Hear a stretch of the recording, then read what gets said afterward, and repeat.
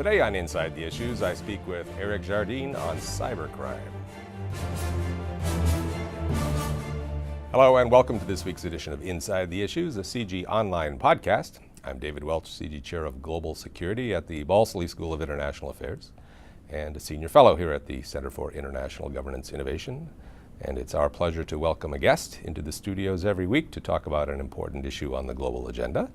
And today I'm very happy to welcome Eric Jardine, Research Fellow with the Global Politics and Security Program here at CIGI, and also a member of the Internet Governance Research Team. Welcome, Eric. Thank you very much. So you've done some fascinating work on cybercrime, which is a much more complicated topic than I had realized, and probably that most people had realized. So I'd like to chat with you a bit about the various dimensions of cybercrime and what, if anything, can be done about it, and what in particular CIGI's Internet Governance Program is attempting to do about it. So give us a bird's eye view of cybercrime, the interesting spectrum, you say, of different kinds of criminal activity that take place online, and how do you see that breaking out? Well, I like to think of it as a continuum, that you have on the one end crimes that have essentially shifted from the old world or the analog world online. These crimes tend to make use of the applications that sort of ride on top of the internet. So you have your chat forums, your video posting forums, your messaging applications. Crimes have moved on to those, and you have things like child abuse imagery sites or online illegal marketplaces for guns and drugs and things of that sort. And they're all clustering on one end of this continuum. As you move through to the other end of the continuum, what you find is crime that is just uses the infrastructure of the internet to launch an attack. So these are the sort of crimes that try to breach websites, try to knock websites offline, and try to steal information through data breaches and this sort. And in between, you have this mixture where the crime both uses the infrastructure of the internet to launch an attack, and then uses the forums or applications to maybe sell the information that's stolen or something like that. Right. So at the first extreme is what you'd call the dark web. Which is a fascinating phrase. Tell us a little bit about the dark web and how that works technically. I mean, a novice understanding of the internet is it's just all one giant web of connected computers, but there's a subsection of it that somehow manages not to be as transparent or as well connected or something. So the common breakdown is you have the surface web, which we all use every single day, the deep web, which is characterized by everything held behind paywalls or login credentials, and then the dark web. And the dark web's definitive characteristic is everything done there is done anonymously. So if you're hosting a website, if you're visiting a website, you're doing so anonymously. Are you really doing it anonymously? See, that's the thing. And you, in fact, are, at least most of the time. Okay. Law enforcement tries to break that anonymity, and there's sort of a cat and mouse game between them and the services that provide anonymous web browsing. And so you have to use this specially configured browser to actually get down there. The most commonly used is known as Tor, which stands for the Onion Router. And what it basically does is break up a typical internet connection into three parts. So rather than just communicating directly with a website, you'd communicate with an initial computer in a set of relays that would just forward that signal onto a second computer, then onto a third computer, which then requests the information, and then the information sent back. And it means that you can't get law enforcement or others can't get a view of who the user is and connect them definitively with what the content being viewed is. You can sort of brute force it and get a sense of traffic coming in, traffic going out, and maybe get a view in an aggregate sense of where traffic's going, but you could never pinpoint an individual user in that system. And you can host content in a similar way using Tor. And so this provides anonymity, and it provides cover for people to do both good and bad things online.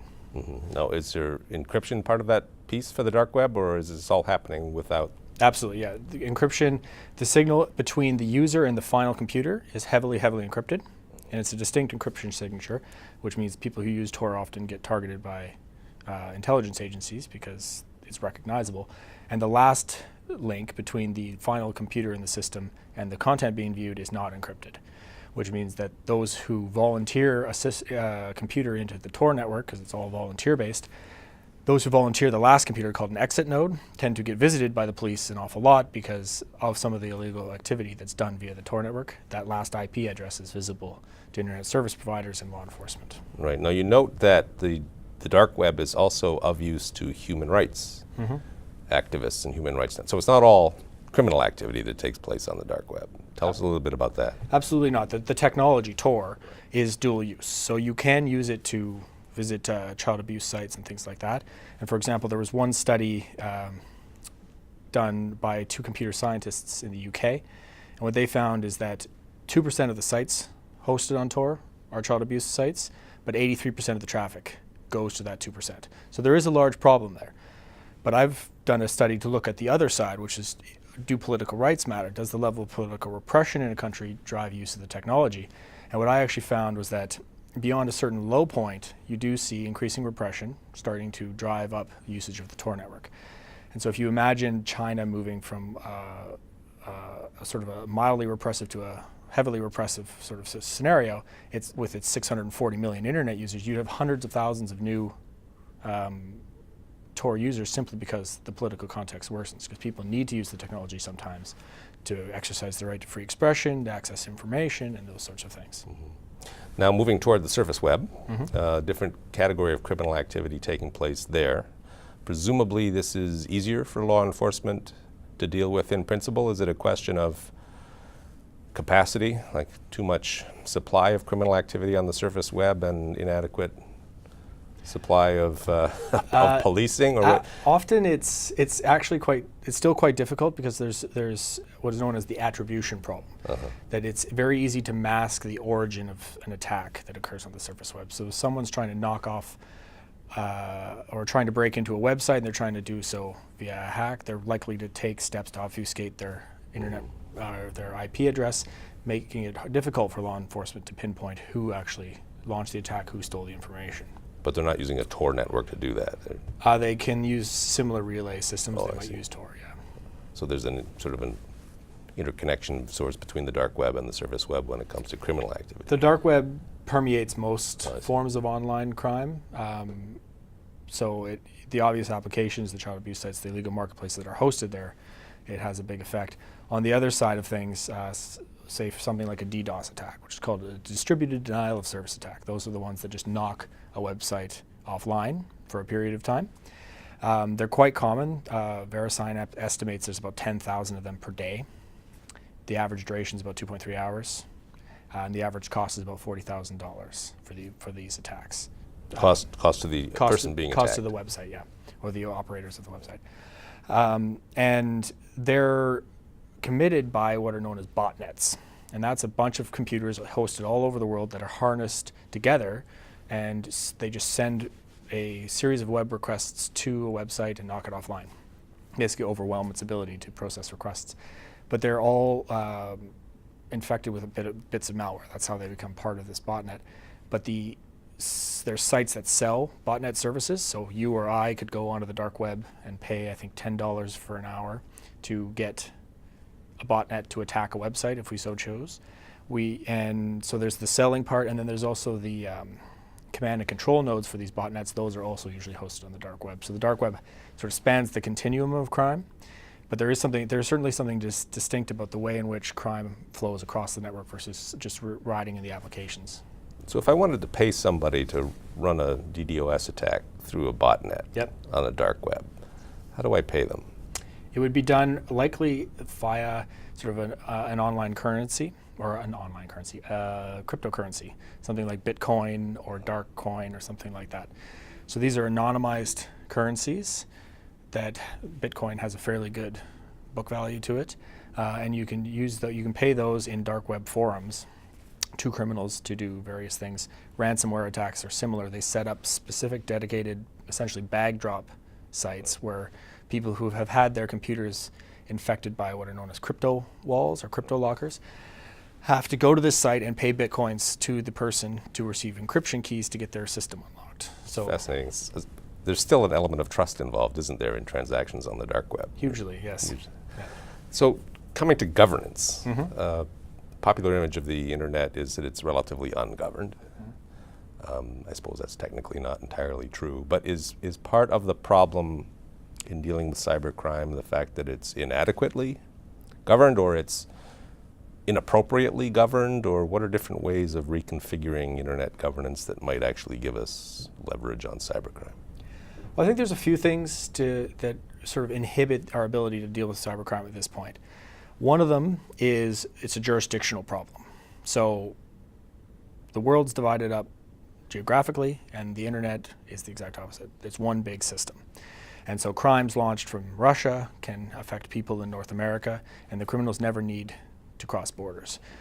So there is a process in place called mutual legal assistance treaties where theoretically Canadians or Americans could request that Russia help in an investigation or turn over evidence to help find a criminal who launched an attack.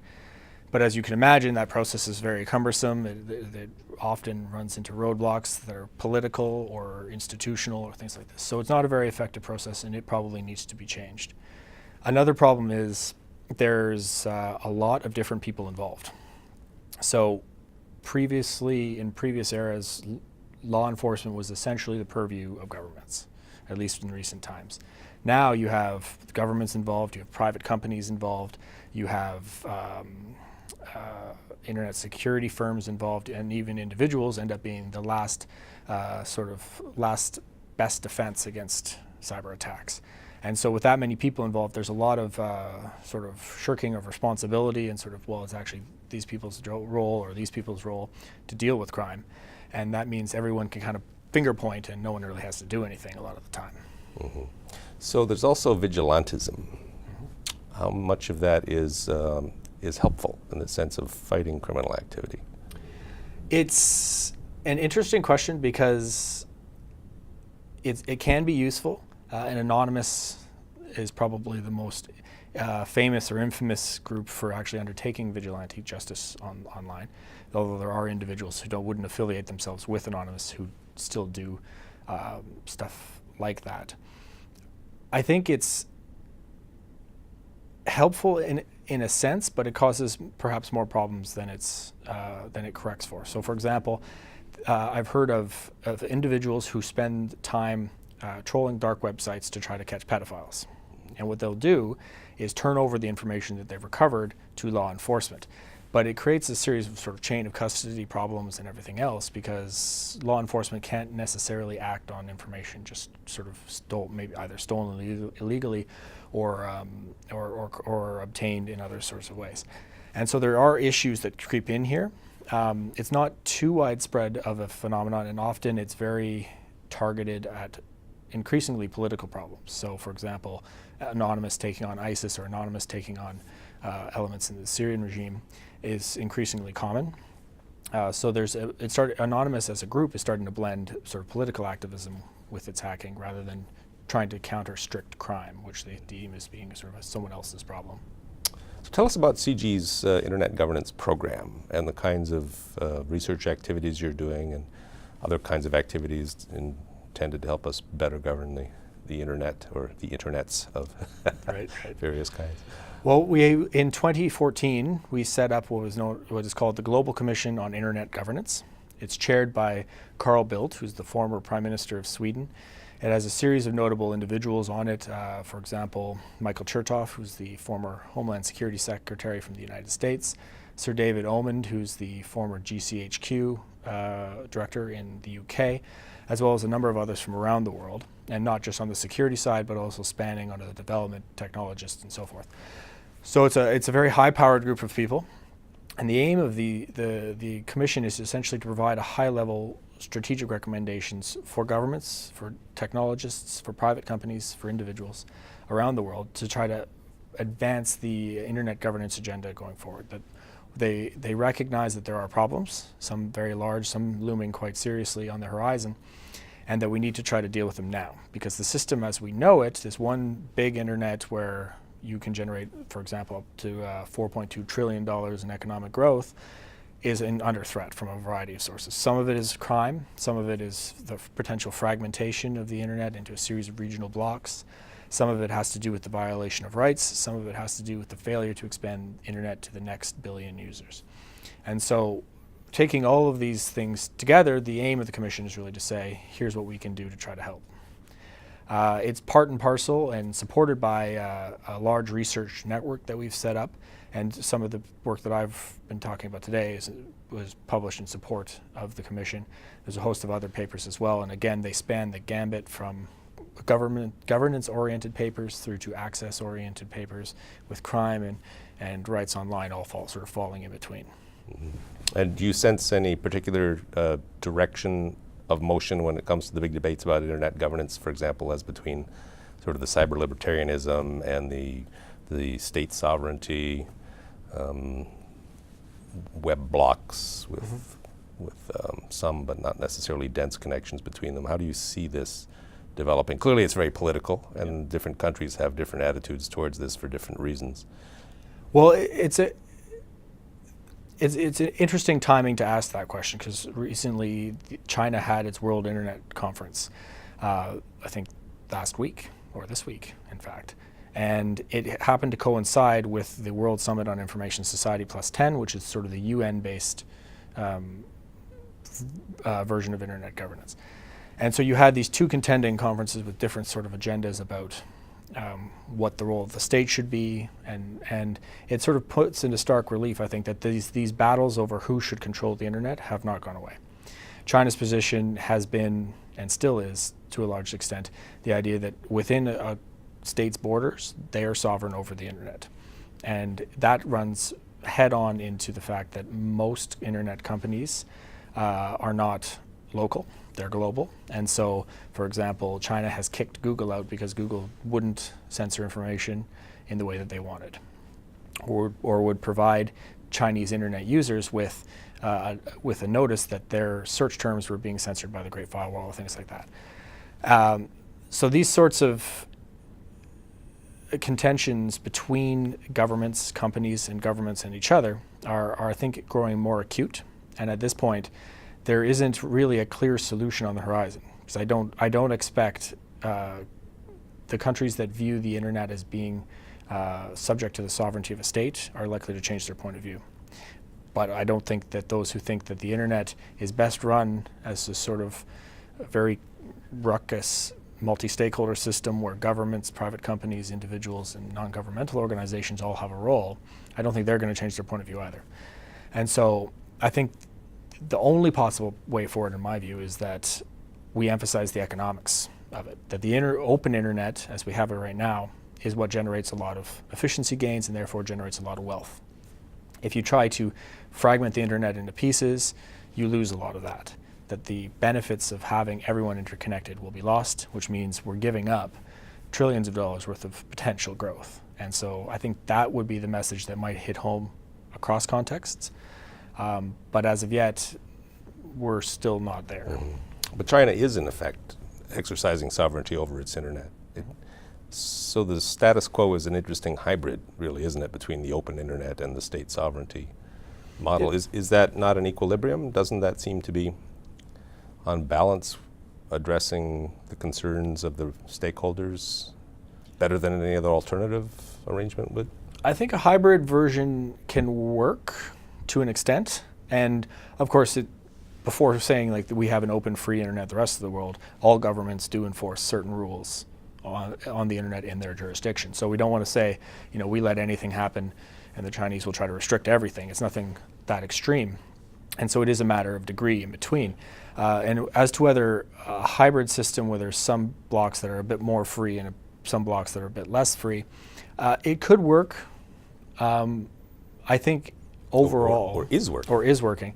But I do think that overall, it boils down to, again, what the economists call an opportunity cost. That the extra restriction does cause a drag on the economy that isn't needed if the political system would open up in such a way that it would be amenable to the idea of free-flowing information within the society. Right, although the Chinese government clearly has made the decision that opportunity cost is worth paying, because they show no sign of being interested in lowering the Great Firewall to improve internet commerce. They haven't, and yet at the same time, that with their Internet Plus strategy, their plan is to take full advantage of the Internet of Things and the full integration of the analog and digital economies. That can work, I think, to an extent, but restrictions will again reduce the efficiency gains that are possible there. So there's some estimates I've seen putting the Internet of Things potential as high as 11 trillion by 2025. But again, it hinges on the actual ability to pass information back and forth between these devices. And China might have a large enough domestic internet population to sustain a version of that. Right. The rest of the world doesn't, unless they work in cahoots. And so you'd have to be having a company sharing information and hosting and having information come to rest in different jurisdictions, and all that creates problems. Well, a big challenge, and it sounds like CIGI is doing really very interesting work on this, and so congratulations for your share of it, and thank you for coming and helping us better understand it, and the cybercrime dimension in particular. That's my pleasure. And for the rest of our audience, thank you for joining us today also, and join us again next week for another episode of Inside the Issues, the CIGI Online podcast. Look for us at cgonline.org, on Facebook, on Twitter, and on YouTube.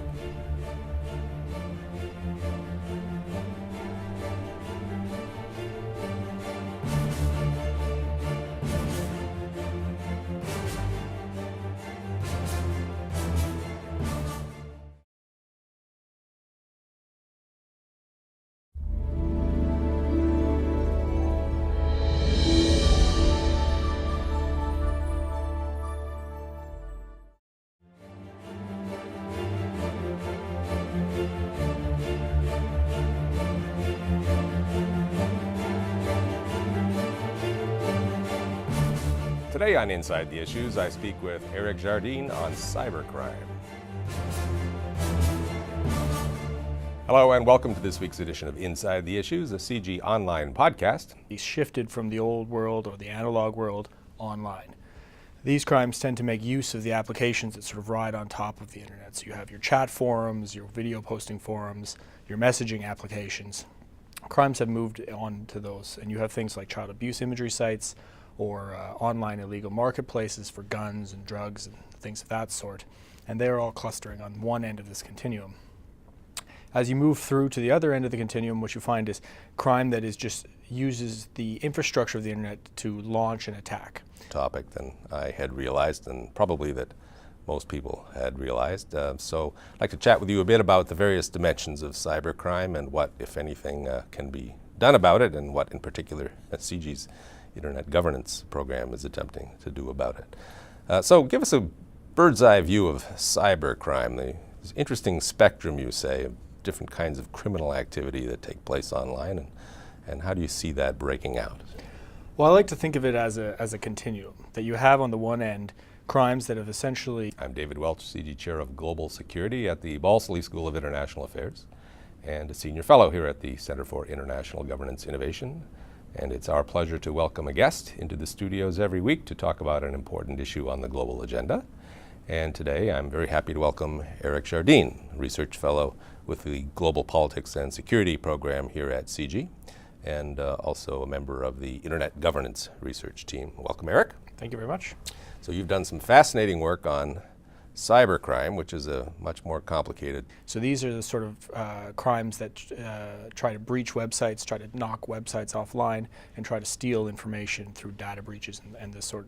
And in between, you have this mixture where the crime both uses the infrastructure of the internet to launch an attack, and then uses the forms or applications to maybe sell the information that's stolen or something like that. Right. So at the first extreme is what you'd call the dark web. Which is a fascinating phrase. Tell us a little bit about the dark web and how that works technically. I mean, a novice